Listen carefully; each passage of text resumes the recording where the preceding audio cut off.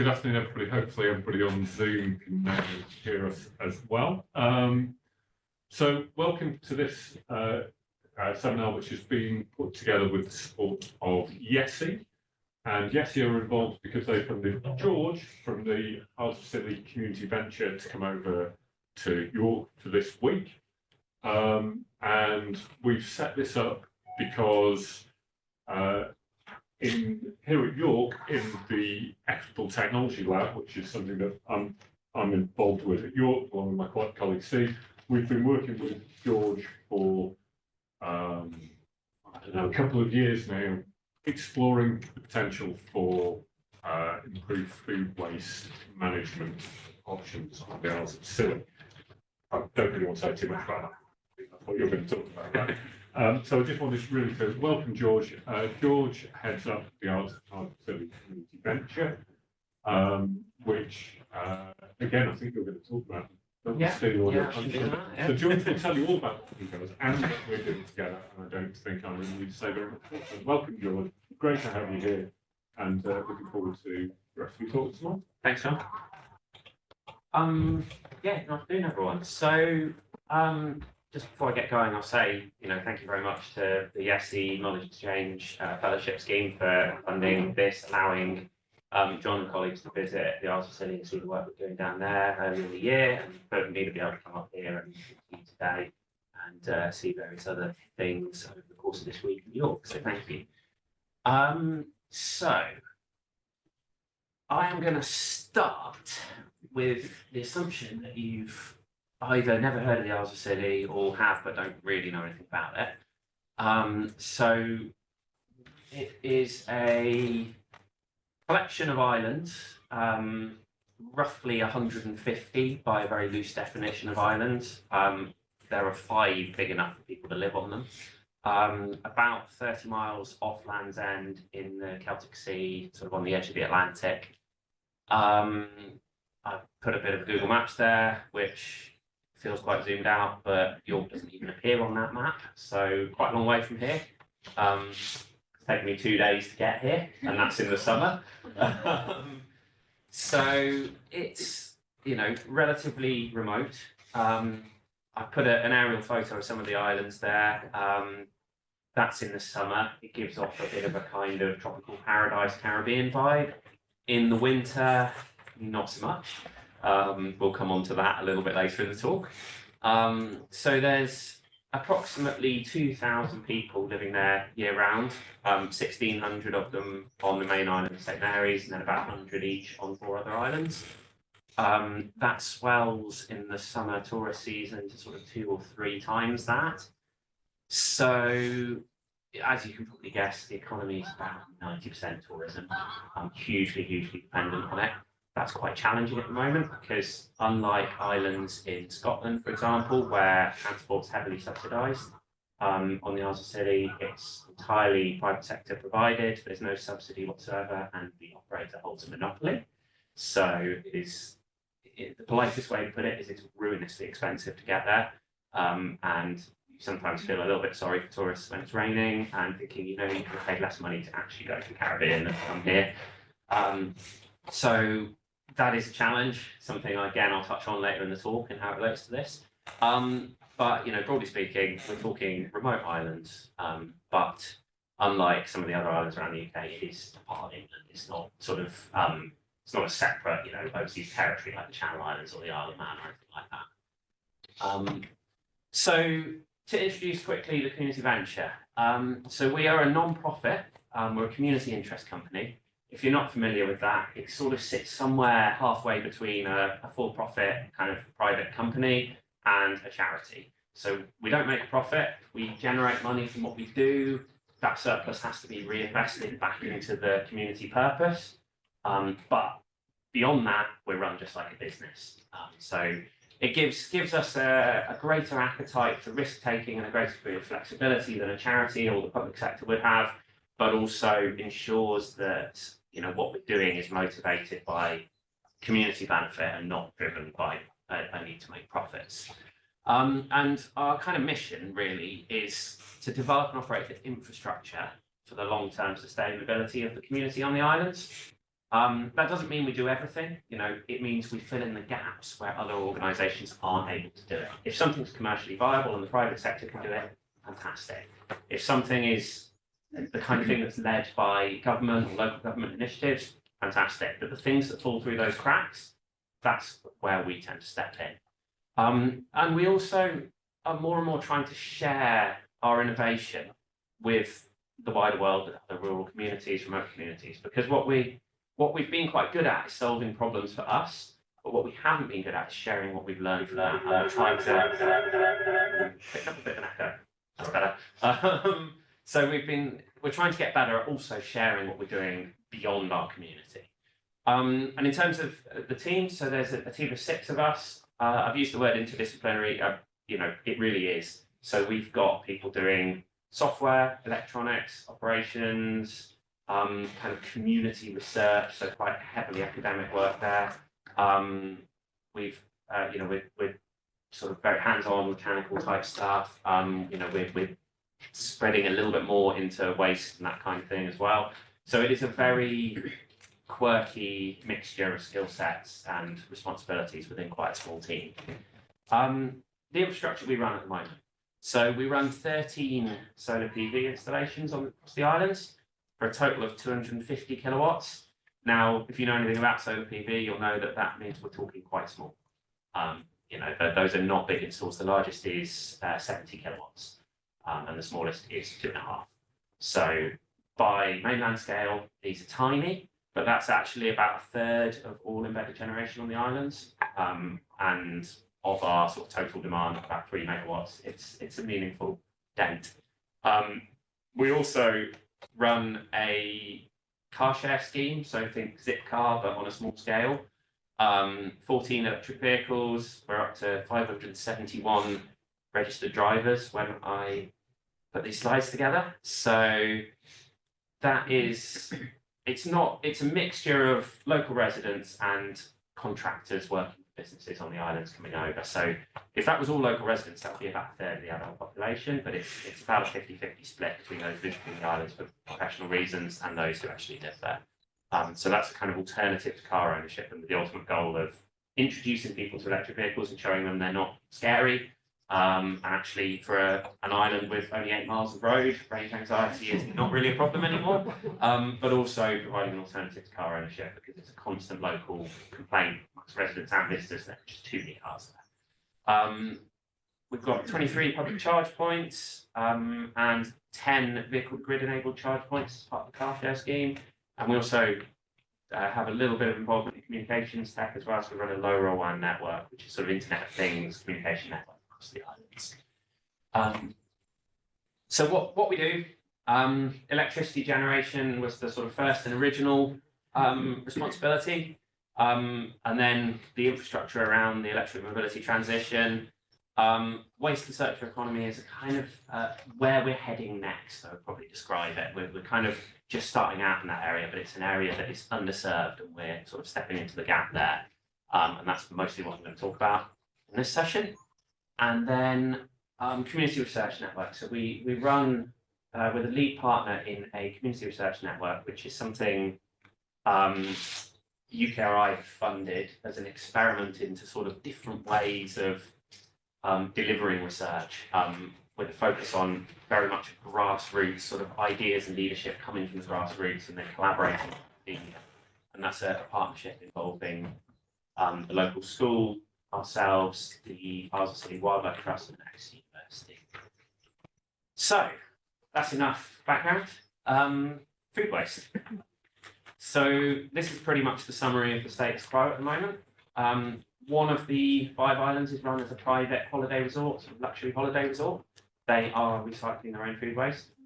Everybody else, it just goes in the black bin bag and goes where black bin bags go, which in our case is onto a boat to the main island of St Mary's, onto a truck to the waste transfer station, consolidated into skips there, back on a truck to the quay, where they're loaded onto the freight ship, from where they are freighted to Penzance, which is the nearest sort of serious port on the mainland, from where they're unloaded onto a lorry, which drives them about 30 miles up through Cornwall to a waste-to-energy plant, where it's ultimately burned. quite a long journey, quite a lot of transshipment. Transshipment is a lot more expensive than the actual, distance that shipping is going on. It's the cost of unloading and reloading that really caps that. And so it's very expensive. So what I'm going to do now is I'm going to talk you through some of the challenges around this, based on different themes, just to sort of paint you a picture of both the complexity of solving this for remote islands, but also the opportunity that comes from some of that quirkiness.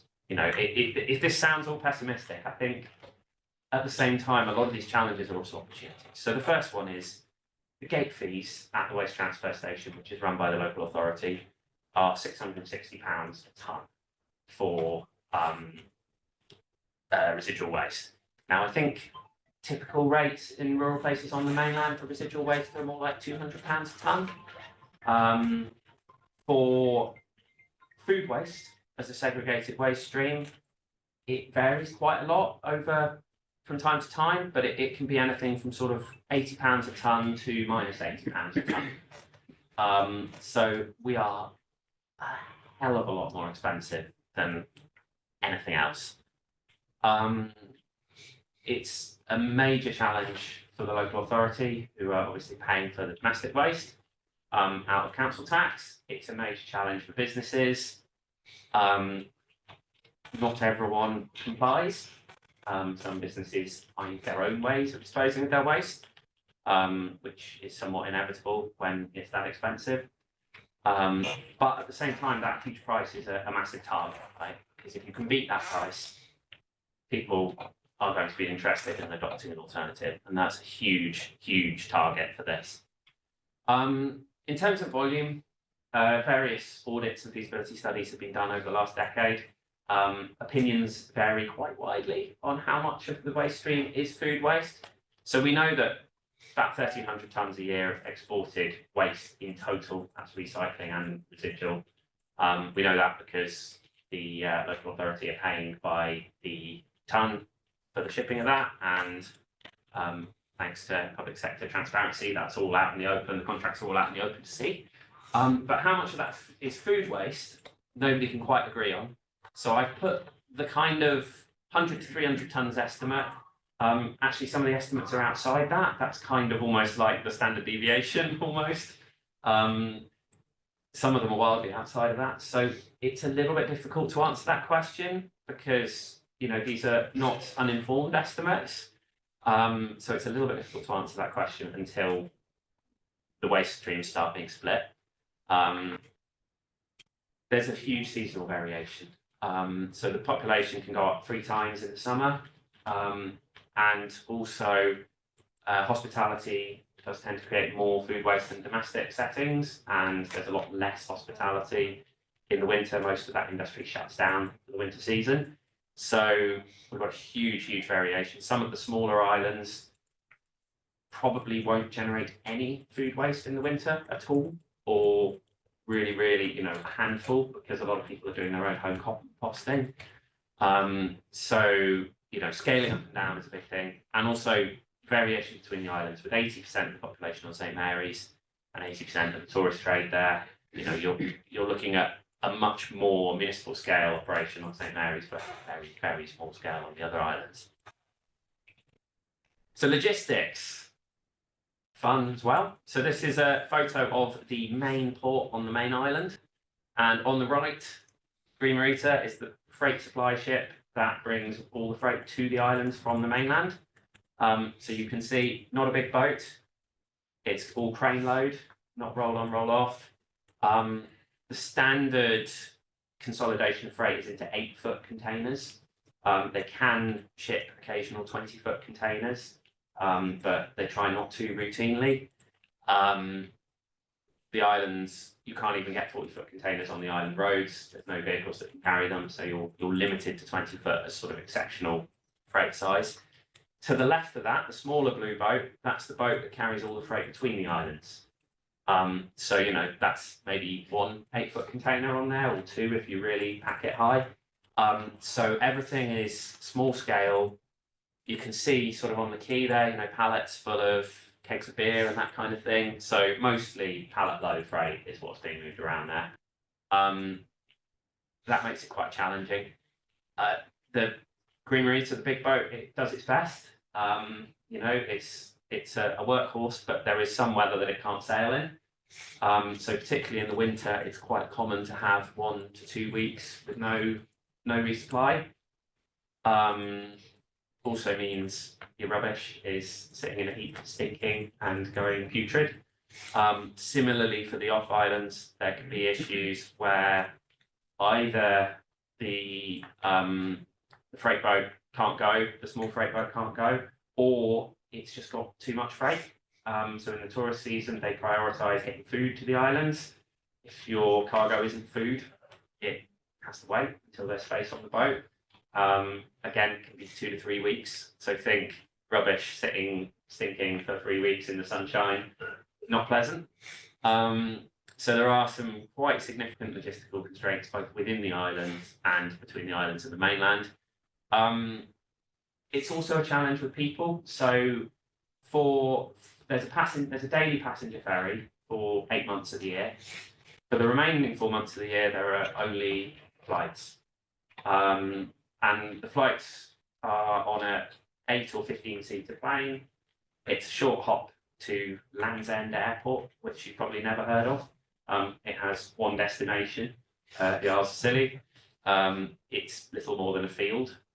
It had the dubious honour of being the UK's busiest airport by number of flights during the COVID lockdown, because the 2 Lifeline flights a day they were doing was more than any other airport in the UK was managing.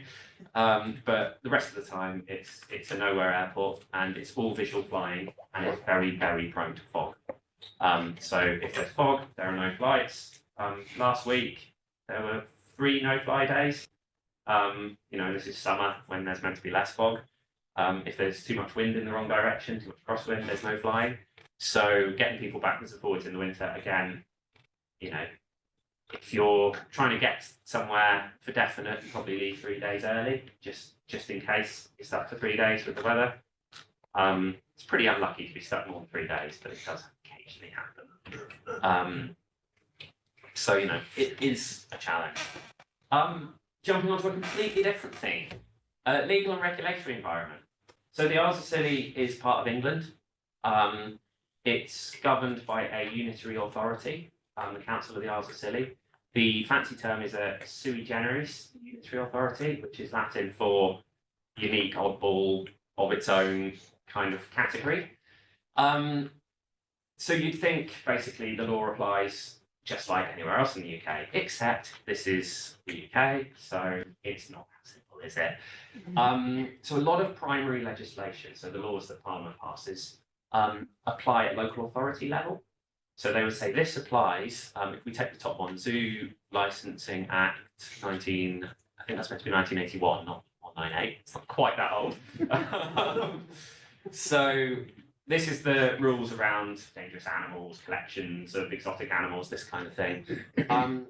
This applies at local authority level, and the wording in the legislation is, in England, the local authorities for the purpose of this Act are, in England, the district councils, the councils of London boroughs, and the Common Council of the City of London. No mention of the Council of the Isles of Scilly.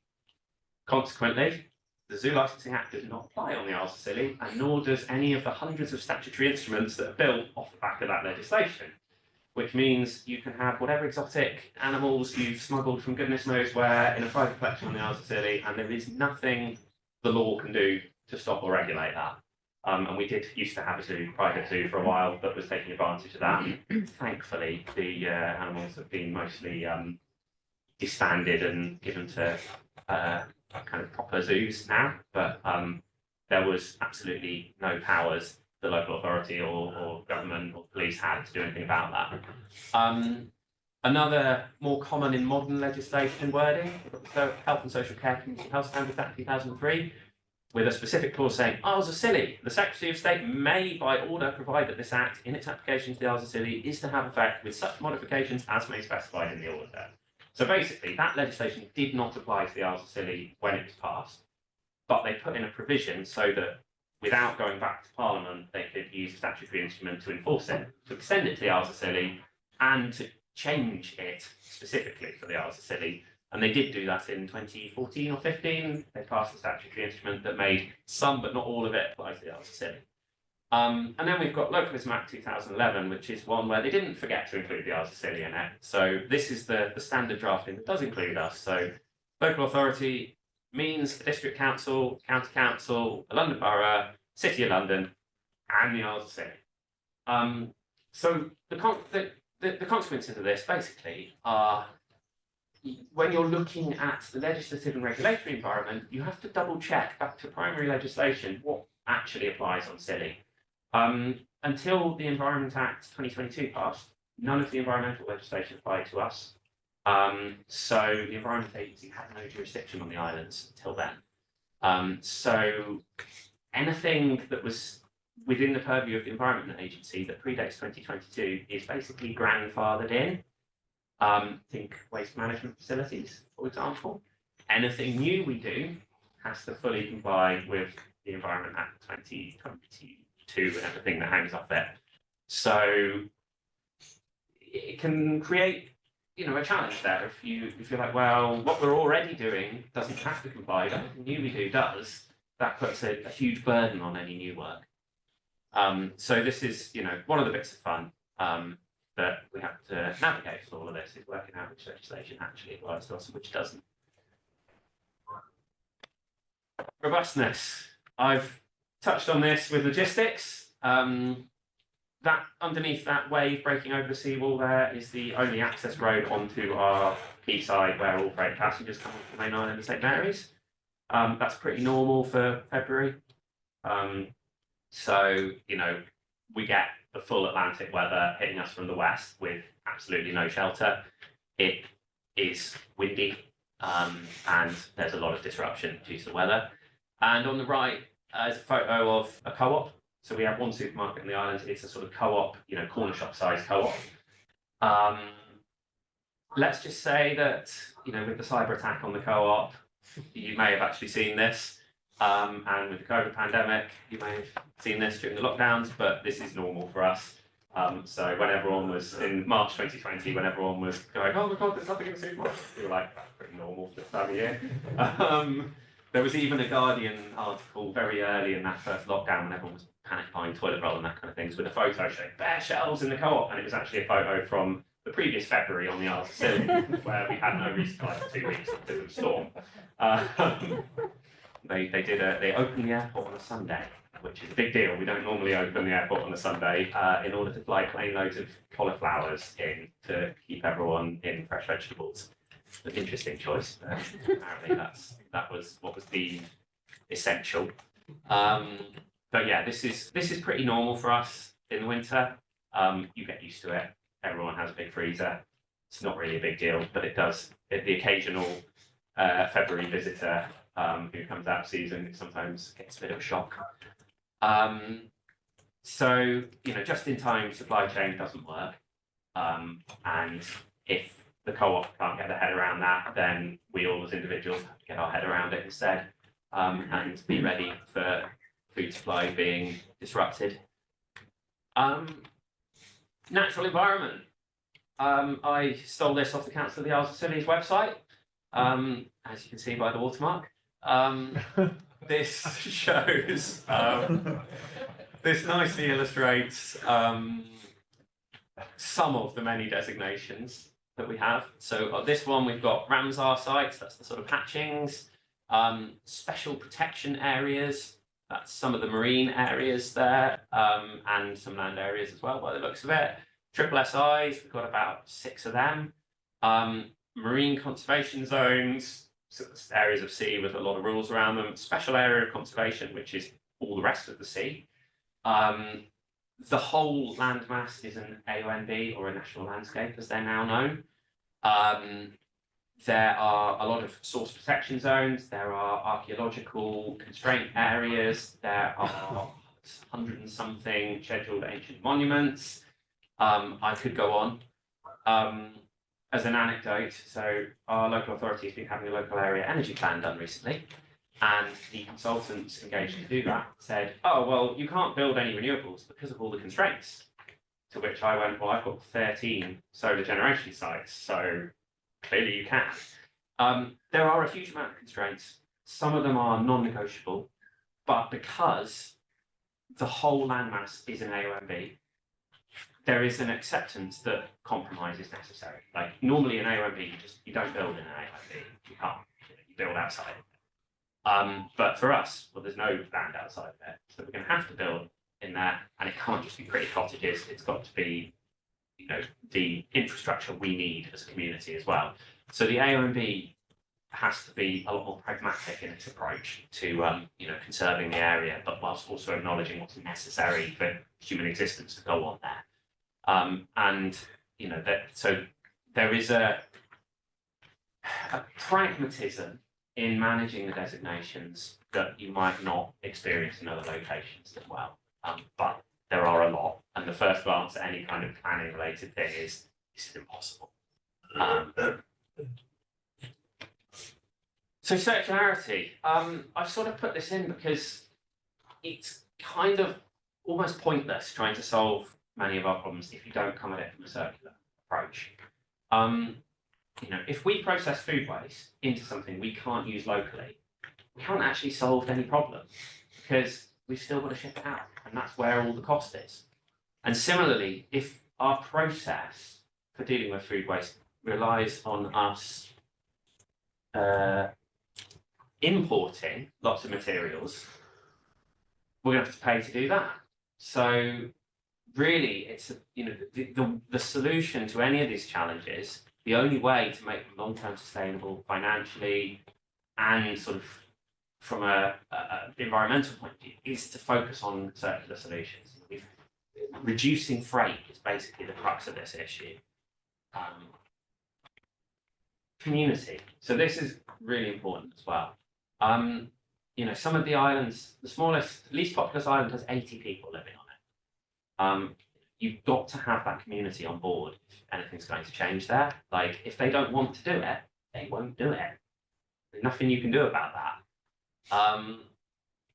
And there's a suspicion of change because sometimes people look at the islands and think, oh, what a brilliant kind of lab environment, an isolated ecosystem in which we can test new ideas out. And that's correct.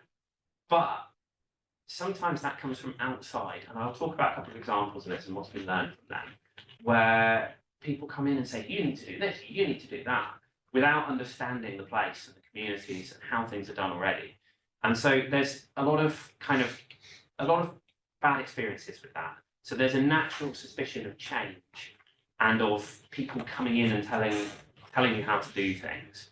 And that's justified and based on bad past experience. It's not sort of NIMBYism or kind of anti-intellectualism or anything like that. It's purely a justifiable skepticism based on previous evidence.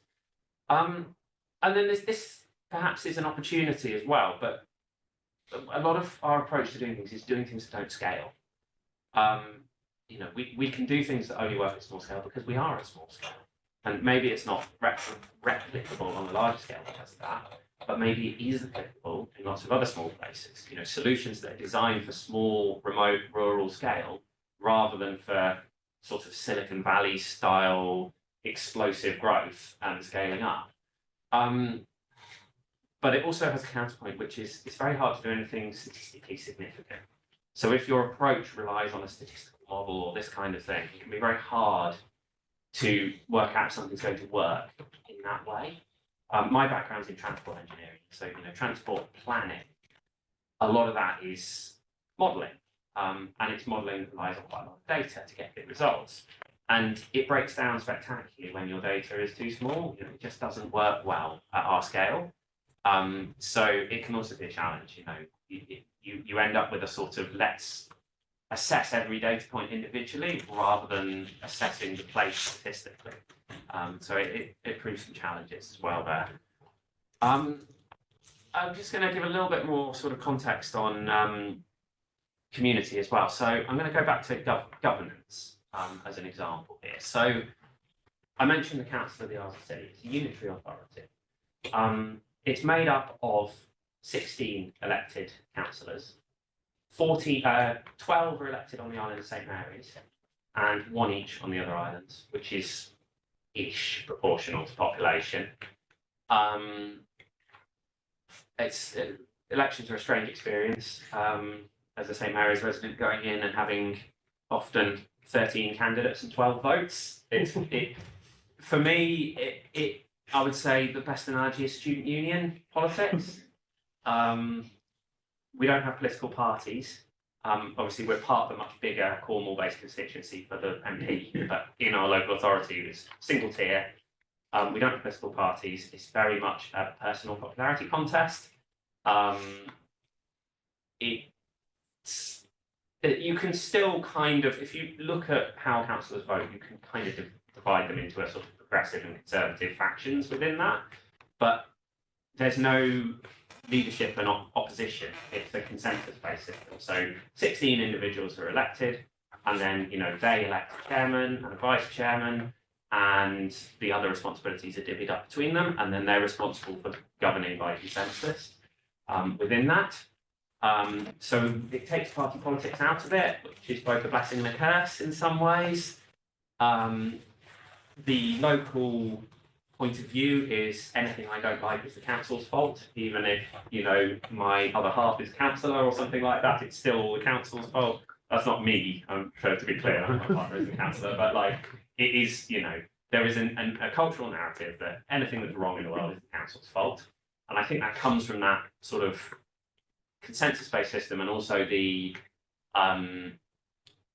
fact that it has a lot of responsibilities. So again, think 2,000 people is basically a parish, but this council has adult social services, children's social services.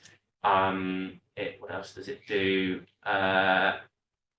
It runs an airport, runs a care home. It's there's highways, environment, flood management, all of this kind of thing. And about 15% of the adult population is directly employed by the council. So it's very important as an agency, but also very approachable, because nobody's more than one step removed from someone who's an officer. It creates an interesting environment.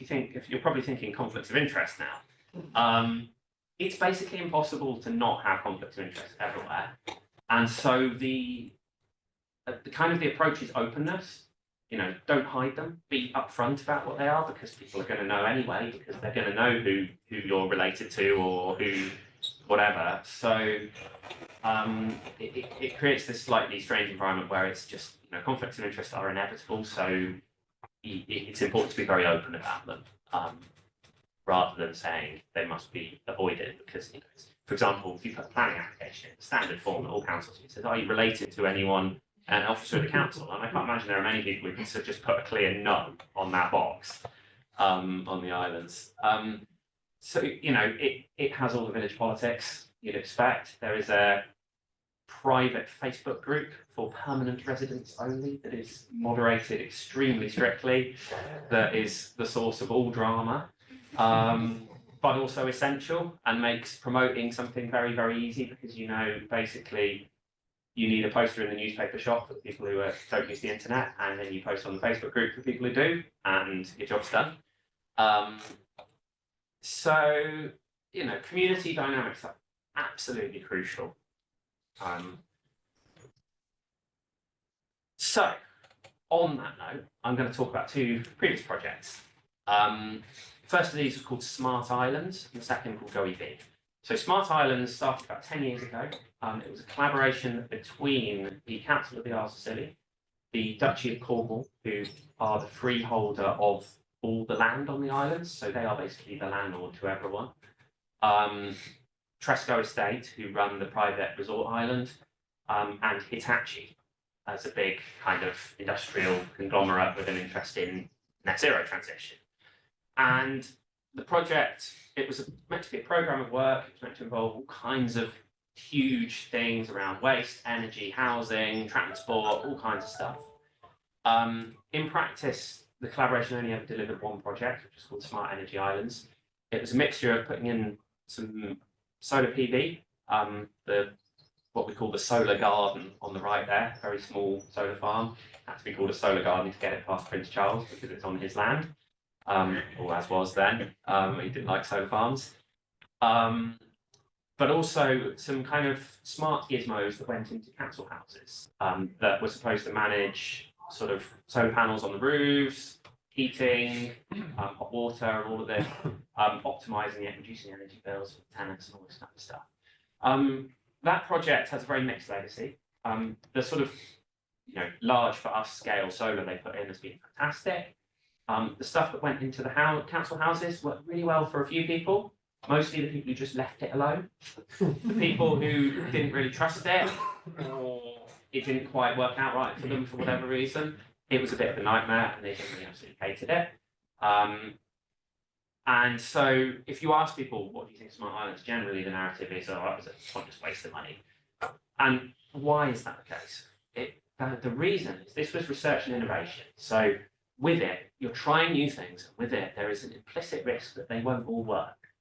But it wasn't communicated that way. It's presented as it's actually coming in to save the islands and save us all loads of money and it's all going to be brilliant and definitely going to work. And so when some of it worked and some of it didn't, which is a pretty decent outcome for a research and innovation project, people were really, really pissed off because they'd been promised the moon on a stick and they were delivered kind of some stuff. So that was a great example of just don't promise what you can't deliver. Telling people it's going to be brilliant in order to get them bought in is lying to them. And that's a lesson that I think hasn't been fully learned. But for our organisation, sort of coming after that, it's very, very clear to us that this is really, really important. Go EV, different kind of project. So this was putting in again, research and innovation, again, involved Hitachi.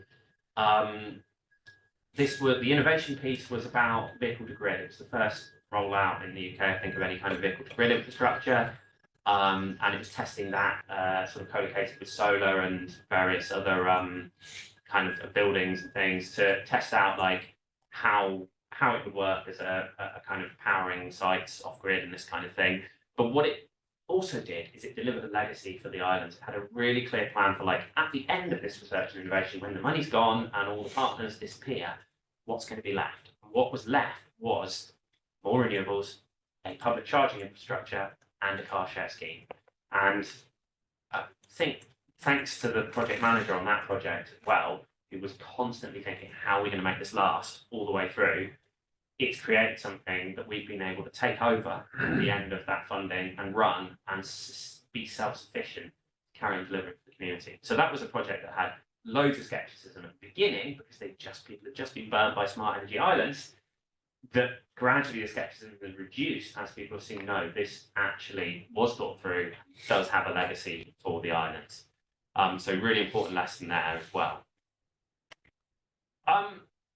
This takes me on to what we've been up to. So with John, we've been working on a co-development approach to food waste, which is basically going out to the communities saying, help us design the solution for each of the islands, rather than his consultation on a decision we've already made. And we've done 2 rounds of engagement so far. The first one was dominated by getting people to genuinely believe that this wasn't a foregone conclusion. We had some fantastic, there was one particularly well-attended session on one of the islands where we had about 25 people in. So that's basically one person from every household on that island, more or less. And it was a lot of conversation, a lot of engagement, and even about an hour and a half into the session, there was a moment where someone was going, but surely you already know what you're going to do, what the plan is. And when you could hear the sort of penny drop in the room, and they finally were like, really, we're not pulling your leg. We haven't made the decisions yet. We are asking you before we make the decisions. So it's been really powerful in that respect, in building trust. Say, no, look, this genuinely isn't just another consultation on a foregone conclusion. This is what is the problem? What do you think the constraints are on the solution before the decisions are made? And let's make these decisions together. So that's the process we're going through, and we're sort of nearing the end now, aren't we? We're sort of, the next stage will be them, with each of the island communities sort of agreeing on how they want to progress the pilot. And it's been really powerful in building stakeholder engagement because of that. That genuine, like, no, help us design the solution. We're not telling you what we're going to do anyway. And also, John's role as the trusted outsider, which is a hard bridge to balance, because generally outsiders are not trusted almost. Locals are not trusted because, oh, you already know what you're going to do. You must already have a horse in this race. Outsiders are like, oh, coming over here telling us what to do. So John's had a very hard tightrope to walk of both being an outsider enough to not be tied to a particular faction within the community, but also not a know-it-all outsider who's telling people what to think. And so it helps when you know nothing. Well, yeah, I think I can't praise him enough for balancing that. And so, yeah, sort of just jumping into kind of the challenges we've got with this. So we've got to this consensus-driven kind of community politics. That doesn't mean everyone agrees, but it means everyone feels they've had a voice in the decision. Like, there's nothing everyone agrees on, ever. Because there are people who like disagreeing for fun, at the very least. So where we're at is something that's trying to hone in on something that's acceptable to all the stakeholders as well as the community. And when I say stakeholders, I also include like the Duchy of Cornwall or the landlord. They've got to sign off on anything we build on their land. Council, as handling domestic waste, have got to be on board with it. We've got to find a viable route to securing initial capital funding, because at our small scale, this isn't commercially viable. If it was, it would have been solved long ago. So we've got to find a route to funding the sort of seed capital to get this off the ground. We've got to make sure that the approach is financially self-sustaining. Otherwise, it'll be another grant-funded white elephant, which people love to complain about, and justifiably so. And it's got to be something people are willing to do. If you put a system in on an island of 80 people, if nobody wants to, you put a composter in, nobody wants to look after the thing, well, it's not going to happen, is it? So it's got to be something that people are willing to work with as well. So what's next? Complete the co-development process, get the funding in place for the pilot, and then learn from that and design either a very similar or a very different full-scale rollout to address the food waste on the islands. Any questions?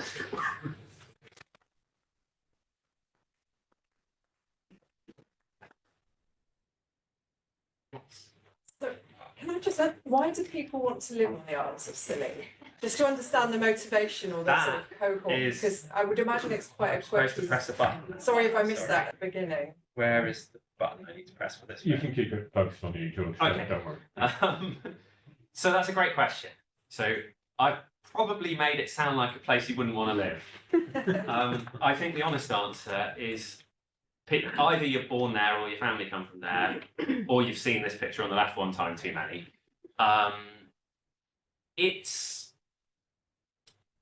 It's a place of contrasts. So in the summer, it is absolutely glorious being there. It is a wonderful place to be. In the winter, it is very dramatic, which can also be wonderful if you're someone who likes, going for a walk in sideways wind and seeing the storm and then settling down by a wood fire or whatever. If that's your idea of a winter well spent, then that can be very nice too. It's a place with a very strong sense of community. So, that small community, both pros and cons of it, is something. It's a little bit land that time forgot. It's very, very popular with tourists. The people who come on holiday there, the reason they keep coming, even though it's ruinously expensive, is because it's sort of addictive. People generally either come once or come for the rest of their lives. It has fantastic nature and wildlife and kind of natural environment.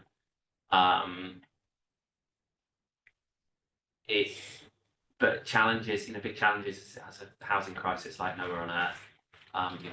It's almost impossible to find somewhere to live. There's no private rental market at all. So it's very, very difficult. Most people who come there start out in a garden shed or whatever until they can find somewhere permanent to live.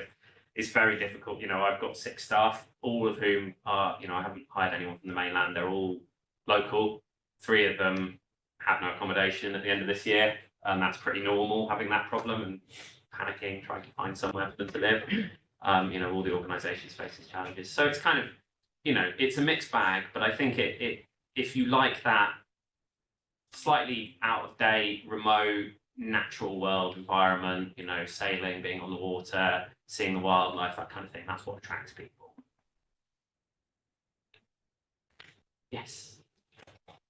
First of all, thank you so much for an amazing, insightful talk. Some of us might be vaguely aware of the remoteness and the complex governance that of Isle of Sicily, but it was amazing to see, the extent of the complexity when it comes to the governance. So you mentioned about the trust issues within the community. I'm trying to understand. So community as a stakeholder group, there is a trust issue with the macro level stakeholders, but then within the communities, there might be, again, complex dynamics. For example, you mentioned that many of them are connected to the councillors, and councillors may have other agendas because they have to report to the macro level governance structures.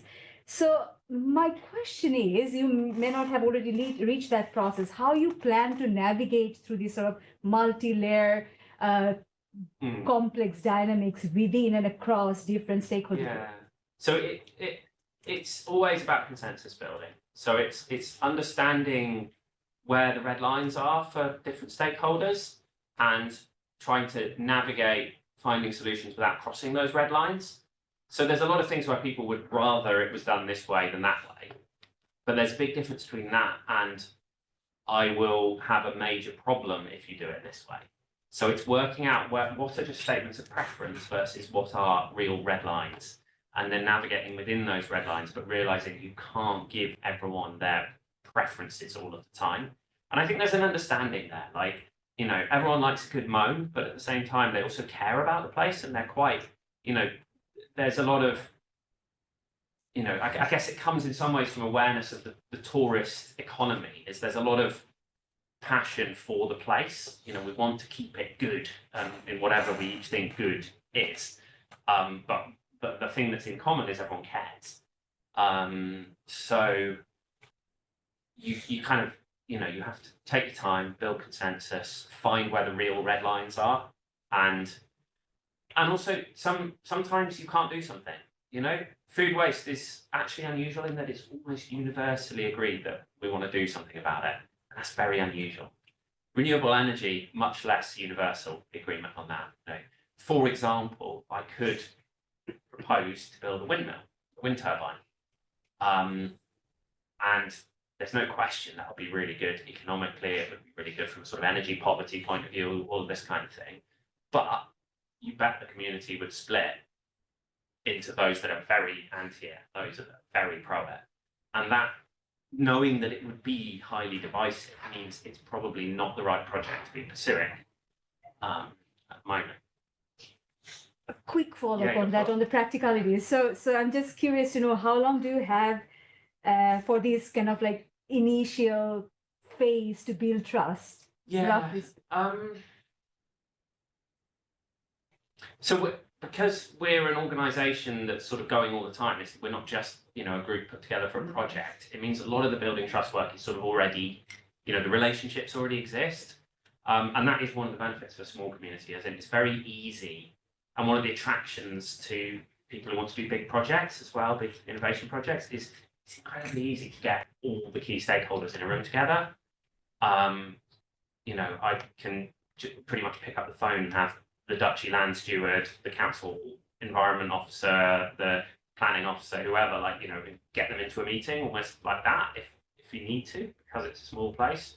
So you can move quite fast in some respects, because once you've built the inter-organisational links at a sort of person-to-person level, it's very easy to then reach out, ask questions and so on. And, our approach is to be very open about what we're doing. We don't kind of keep things close to our chest. We don't worry about people knowing what we might be doing. We just are also careful to be really clear about whether we're definitely doing something or whether we're just throwing an idea around. So a lot of it is laying that groundwork and then using those kind of networks and trust that's built between organizations. But obviously with individuals, the community isn't a homogenous thing. There are many kind of groups, factions, sub-communities within a community. And so it's sort of an endless, and there's people coming and going all the time. So there's an endless process of kind of talking, engaging, keeping those networks fresh and those communication channels fresh. Thank you. Yeah. Really interesting. I was wondering if you could tell us anything about the kind of insights and plans you've got. Do you know what your solution looks like at the moment? What the consensus is on the islands? So what people are willing to do?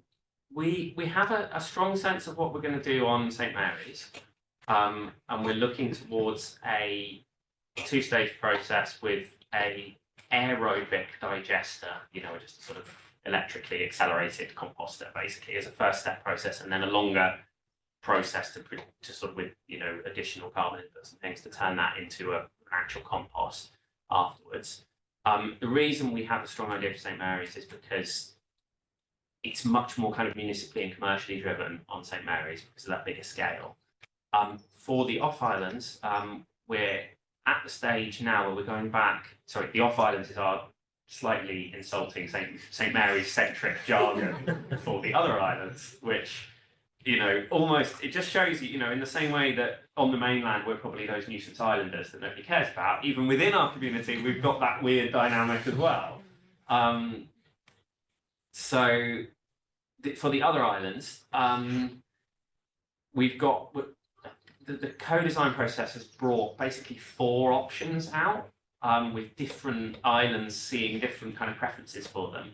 And what we're doing now is, the next step is going back and saying, here are the 4 options you guys identified with various with some additional technical and financial information about okay, what would it actually take to do them? What would it cost? What are the constraints on them? So we're going back with that, and then we're going to see kind of what, in an ideal world, there'll be a consensus across all the other islands on we all want to go for this one. But we don't live in an ideal world, so we'll have to wait and see. Yeah. And for those off islands, so you talked a lot about the economics being one of the biggest challenges, right? But for the off islands, the economics is a lot, because of the scale, it's a lot smaller than others talking about. So are there other motivations why they would want to be involved beyond economics? I mean, I assume the environment that they're living in there. So there's the environment in the sense of kind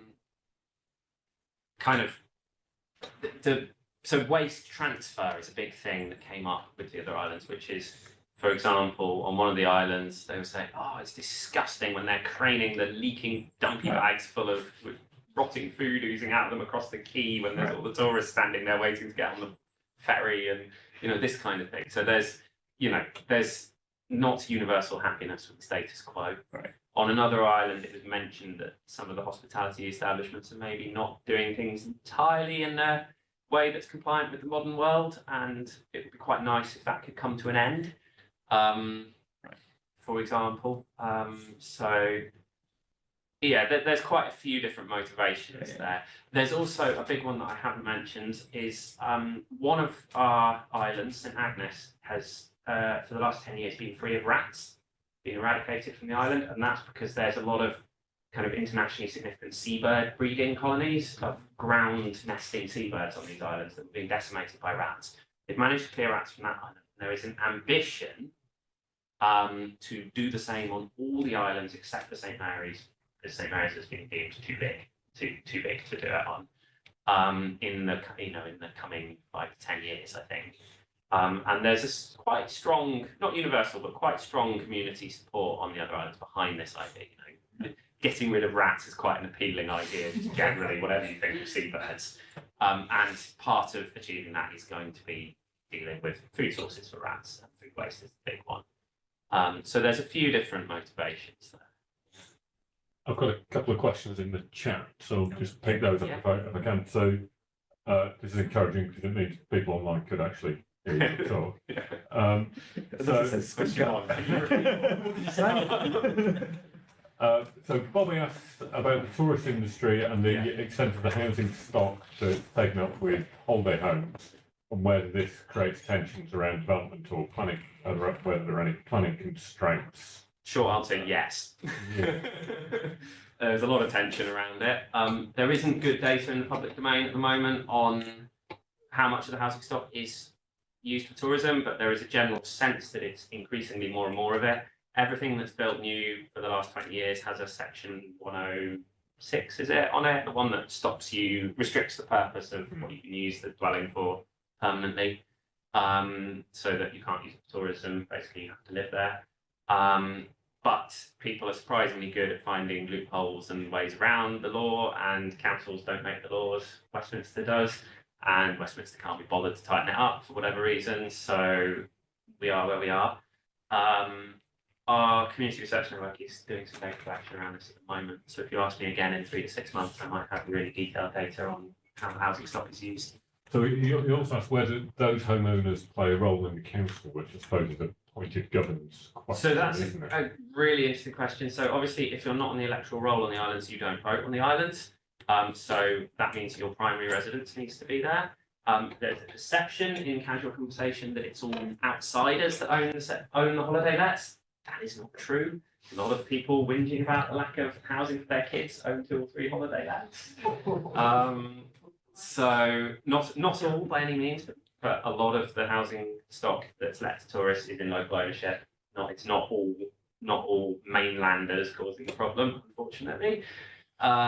So yeah, there's I think we're waiting with interest to see the effects of our data collection work and whether how we can avoid causing too much drama with it, whilst also contributing constructively to the discourse there. So there's also a food waste question. Yeah. So Oliver asked whether the approach on Tresco, what that approach is and whether it could be applicable on the other islands. Yes. So the approach on Tresco is very similar to the approach we're planning to take on St Mary's.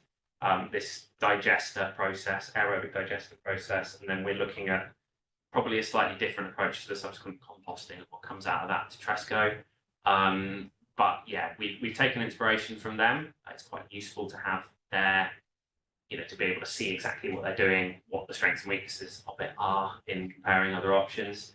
It is quite an expensive process, both in capital costs and in operating costs. A lot of electricity, and quite a temperamental piece of equipment needed. So whether we would end up with a solution where those are adopted on each island remains to be seen. I think it would be fair to say it's mostly not the preferred option at the moment, but I don't want to preempt the outcome of the process.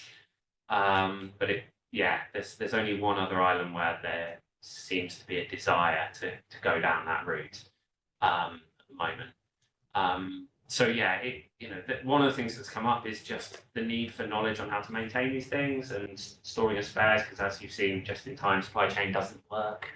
So it would be quite good if we end up standardising on the same complex equipment on each island, because that means we can help each other out with spares and with maintenance. Yeah. Okay, I'm just looking at the time. No, that's fine. Yeah. I was just to say, are there other forms of waste, like farm waste or garden waste, that could be Potentially, waste yeah. as well? So there isn't farm waste as in sort of manure. There isn't really, because the farming is on a very small scale, and so where there are cattle herds, they're all grazing grass outside, and that that's going straight on the ground and fertilising the fields. Green waste, there is green waste at the moment that is windrow composted at the moment. Potentially it could be part of a combined process in future, but at the moment we're not going down that route right now. Okay, time's against us. Just remains for me to say thanks ever so much to George for a fabulous and really informative talk. Thanks to everybody in the room. George is here all week, so please feel free to get in touch if you Don't worry, I'm not giving the same talk. those of you who are involved in the roundtable this afternoon, you know who you are. We are just in the room opposite, and we have lunch in there directly after this meeting. To everybody else, thanks very much for your attention.